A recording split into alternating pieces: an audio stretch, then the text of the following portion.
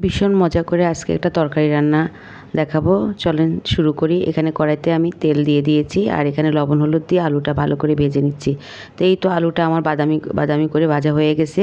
আর একটু তেল দিয়ে কড়াইতে আমি এখন পেঁয়াজটা ভালো করে একটু ভেজে নিব।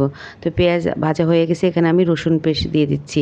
তো একটু নেড়ে চেড়ে ভালো করে ভেজে এখানে মশলাটা দিয়ে দিব। তো এখানে মশলা বলতে হলুদের গুঁড়ো, মরিচের গুঁড়ো, জিরে, ধনিয়া, স্বাদ মতো লবণ সব দিয়ে আমি এখন ভালো করে এটা একটু ভেজে তারপর এখানে পরিমাণ মতো একটু পানি দিয়ে দিব। তো এই তো আমি এখানে একটু পানি দিয়ে দিয়েছি।